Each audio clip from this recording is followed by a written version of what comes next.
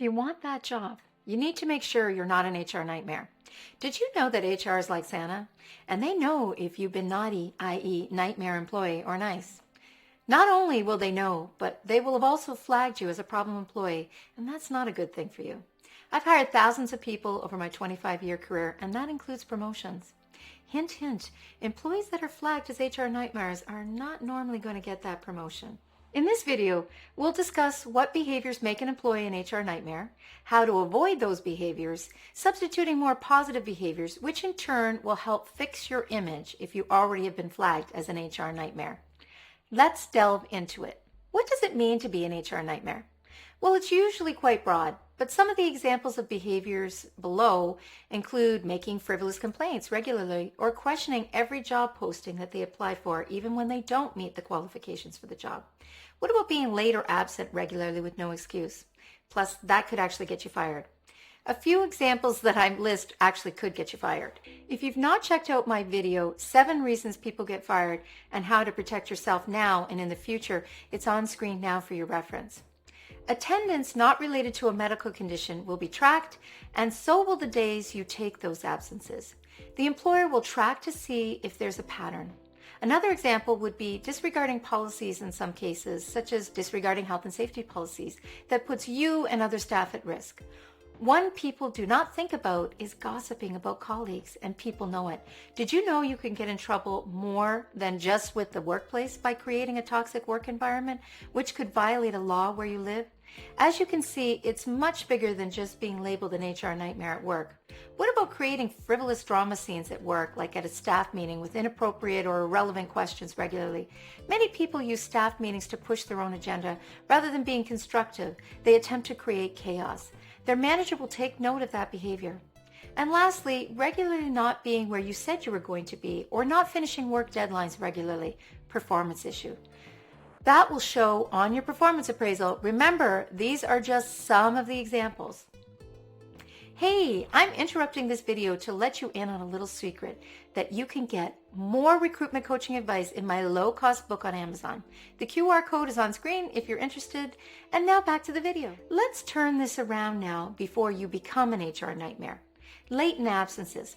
Talk with your manager for assistance that might be offered, like, can your hours be changed? Ask if there are other things that can be done to help you come to work, but you need to show you're really working on it.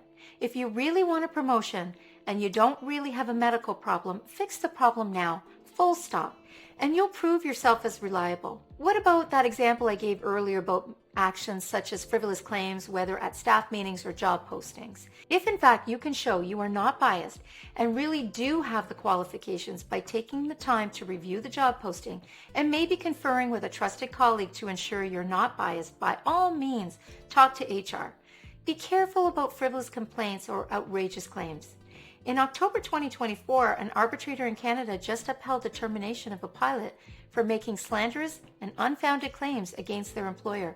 Again, some of your actions could lead to no promotion or get you terminated, so be careful.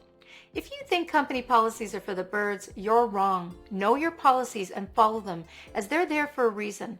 Health and safety ones, for example, are there to protect you. Of course, you can question a policy, but make sure you articulate a good rationale why. So do your homework.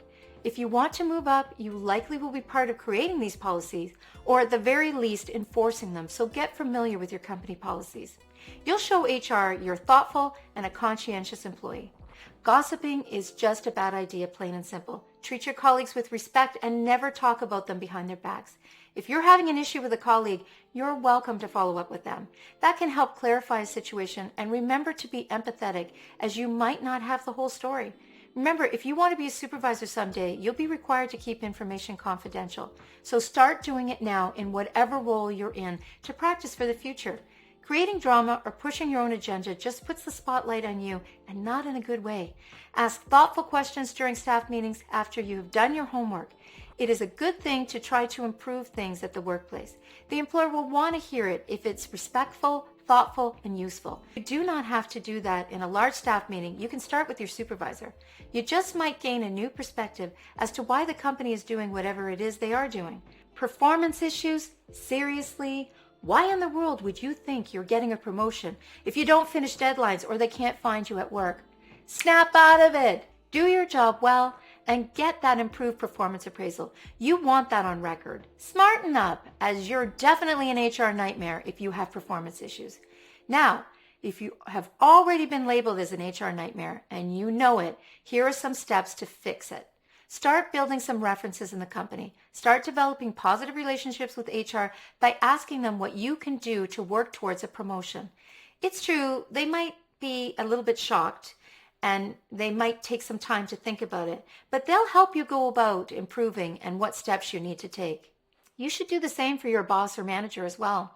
If you've been ridiculous and you know it, apologize and tell them you want to improve. People love to give advice. You can decide if you want to take it or not. Volunteer for learning opportunities like committee work, volunteering for projects, or taking courses. Ask if anyone can mentor you and look for one yourself and a colleague if possible. Keep track of all the great things you have been doing and make thoughtful suggestions on how things can be improved at your employer. Offering a solution can be part of that too. Your behavior will let the right people know you've changed and you can end a life sentence of HR nightmare image. Now, these were my suggestions. What do you think you can do? You know your workplace better than me. Get cracking on fixing that image now. Let's do a quick recap of what we learned. We defined what an HR nightmare is, plus we talked about how you can change that image if you don't have it yet. And if you have been labeled, here's some steps to correct them were discussed. This is it for this video. Thank you for watching, and I'll see you in the next video. Ta ta ta pele la colorado.